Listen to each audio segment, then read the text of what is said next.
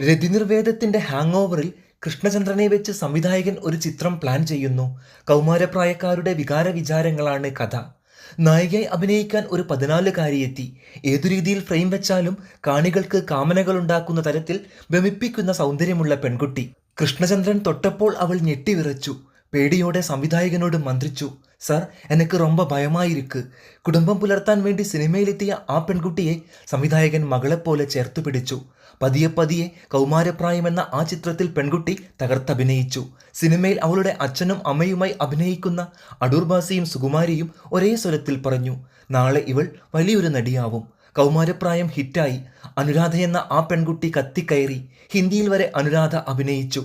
സംവിധായകന്റെ തന്നെ 14ഓളം സിനിമകളിൽ അവൾ നായികയുമായി. സൗന്ദര്യലഹരി എന്ന ആത്മകഥയിൽ ആ സംവിധായകൻ KS ഗോപാലകൃഷ്ണൻ തന്റെ നായികമാരിൽ ഏറ്റവും സ്വഭാവശുദ്ധിയുള്ളവൾ എന്നാണ് അനുരാധയെ വിശേഷിപ്പിക്കുന്നത്.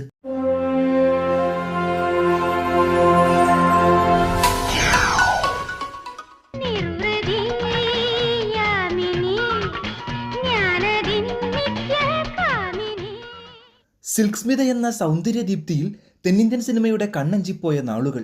നാനയുടെ ലേഖകൻ അന്നൊരിക്കൽ സിൽക്കിനോട് ചോദിക്കുന്നു, "സ്മിതയെ ഔട്ടാക്കാൻ പുതിയൊരു ഗ്ലാമർ നടി വരുന്നുണ്ടെന്ന് കേൾക്കുന്നു, അനുരാധ." ആ പേര് കേട്ടപ്പോൾ സ്മിതയിൽ സ്വയം അറിയാതെ രോഷം പുകഞ്ഞു. അവൾ പുതിയ നടിയാണോ? പഴയ നടിയല്ലേ? പഴയ വീഞ്ഞ് പുതിയ കുപ്പിയിൽ. അനുരാധയ്ക്ക് എന്നോളം സൗന്ദര്യമുണ്ടോ? വിജയഗർവോടെ നടന്നു നീങ്ങിയ സ്മിതയെ നോക്കി കാലമെന്ന് ഉള്ളിൽ ചിരിച്ചിട്ടുണ്ടാവണം.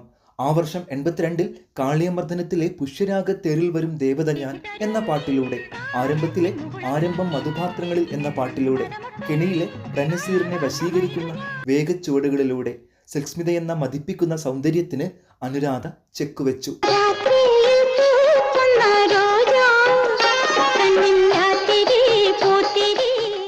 തൊട്ടടുത്ത വർഷം 83-ൽ അനുരാധ അഭിനയിച്ച മലയാള സിനിമകളുടെ എണ്ണം 19.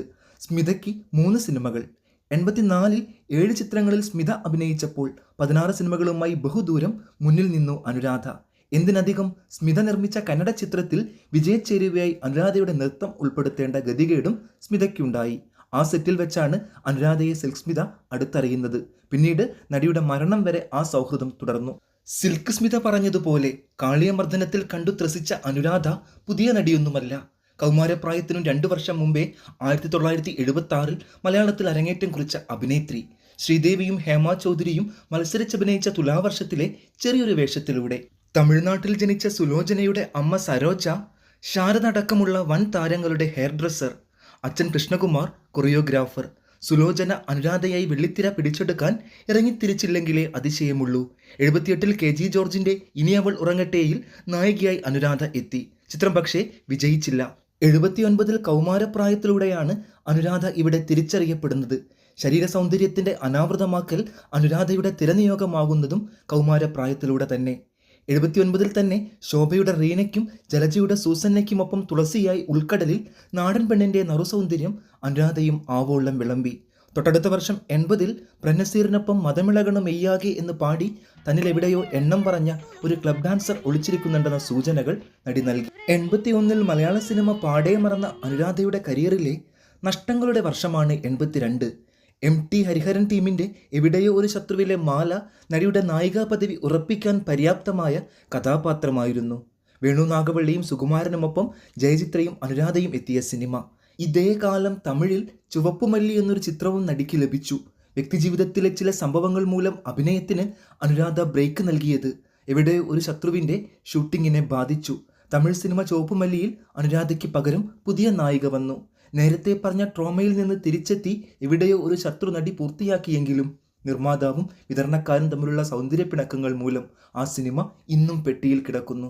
വീടിലെ മമ്മൂട്ടിയുടെ ഓഫീസ് സെക്രട്ടറി മാഗിയും ഇന്നല്ലെങ്കിൽ നാളെയിലെ മമ്മൂട്ടിയുടെ കുഞ്ഞുപെങ്ങൾ സൈനബയും അനുരാധയുടെ 82-ലെ നല്ല കഥാപാത്രങ്ങളായിരുന്നു. പ്രത്യേകിച്ചും ഇന്നല്ലെങ്കിൽ നാളെയിലെ സ്വർഗാനുരാഗിയായ ഭർത്താവിനാൽ പൊറുതിമുട്ടുന്ന സൈനബയായി നടി പ്രേക്ഷകരെ നൊമ്പരപ്പെടുത്തി. ബെൽറ്റ് മത്തായിയിലെ ഗീത, സംരംഭത്തിലെ സലീന, ഗുരുദക്ഷിണയിലെ മാല, കൂലിയിലെ ശ്രീദേവി, കാട്ടരുവിയിലെ റീത്ത, ഒരുമുഖം പലമുഖത്തിലെ സ്വപ്ന, ആട്ടക്കലാശത്തിലെ ഉഷ, എങ്ങനെ നീ മറക്കുമിലെ ശാന്തി, പാസ്പോർട്ടിലെ ഡെയ്സി. അനുരാധയുടെ തേരോട്ടം കണ്ട വർഷമായിരുന്നു 83. ഒപ്പം ആധിപത്യം, വിസ, മോർച്ചറി, അറബിക്കടൽ, കൊടുങ്കാറ്റ്, ഭൂകമ്പം, ആ രാത്രി തുടങ്ങിയ സിനിമകളിലെ ഹരം പിടിപ്പിക്കുന്ന ഐറ്റം നമ്പറുകളും കൂടിയായപ്പോൾ മലയാള സിനിമ തന്നെ സർവം അനുരാധമയം ആയ നാളുകൾ.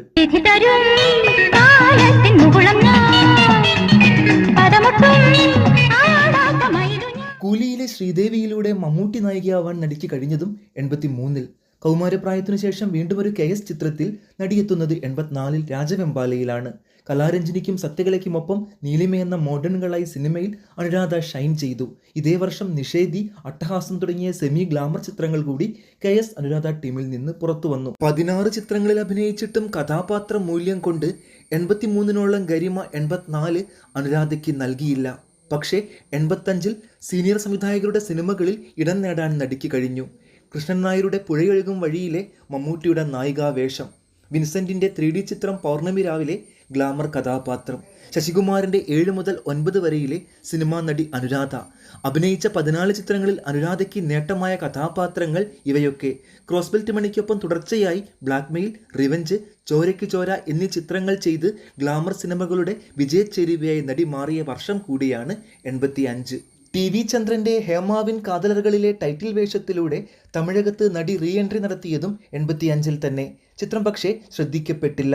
മലയാളത്തിലെ ഐറ്റം നമ്പറുകളിൽ നടി പിന്നെയും അഭയം തേടി. 86-ൽ ക്യാബറെ ഡാൻസറിലൂടെ പഴയ പ്രതാപം വീണ്ടെടുത്ത അനുരാധ ആ വർഷം 10 ചിത്രങ്ങളിൽ അഭിനയിച്ചു. കിരാതം, റെയിൽവേ ക്രോസ്, കരിനാഗം, സഖാവ് എന്നീ KS ചിത്രങ്ങളിലും കുളമ്പടികൾ, ഉരുക്കുമനുഷ്യൻ, പെൺസിംഹം എന്നീ ക്രോസ് ബെൽറ്റ് മണി ചിത്രങ്ങളിലും നടി ഗ്ലാമറിന്റെ ഉത്സവ കാഴ്ചയായി. മലയാളത്തിൽ അനുരാധ ഫീവറിന് തെല്ലൊരു ശമനം വരുന്നത് 87 മുതലാണ്. ആ വർഷം 4 സിനിമകളിലെ നടിയെ കണ്ടുള്ളൂ. 88-ൽ 5 ചിത്രങ്ങൾ. KSന്റെ ജന്മശത്രുവും ശങ്കരൻ നായരുടെ തെരുവ് നർത്തകിയും ഒന്നും പഴയ അനുരാധയെ തിരിച്ചു തന്നില്ല. 87-ൽ സതീഷ് കുമാറിനെ വിവാഹം ചെയ്ത നടി പതിയെ സിനിമകൾ കുറച്ചു. അപകടത്തിൽ പരിക്കേറ്റ ഭർത്താവിന് നൽകിയ സൂക്ഷ്മ പരിചരണത്തിലൂടെയാണ് വീണ്ടും അനുരാധ മാധ്യമങ്ങളുടെ ശ്രദ്ധ നേടുന്നത്.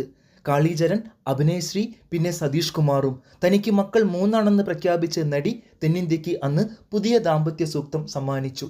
അനുരാധയുടെ മകൾ അഭിനയശ്രീ 2002-ലെ താണ്ഡവത്തിൽ മോഹൻലാലിനൊപ്പം അടിപൊളി ഐറ്റം നമ്പർ ചെയ്ത് അമ്മയുടെ മകൾ തന്നെയാണ് താനെന്ന് പ്രേക്ഷകനെ ഓർമ്മപ്പെടുത്തിയെങ്കിലും ഇവിടെ കൂടുതൽ അവസരങ്ങൾ നടിക്ക് ലഭിച്ചില്ല. 89-ലെ പ്രഭാതം, ചുവന്നുതെരുവിലിന് ശേഷം മലയാള സിനിമയിൽ അഭിനയിക്കാത്ത അനുരാധ ഇന്നും തമിഴ് മിനി സ്ക്രീനിൽ സജീവം.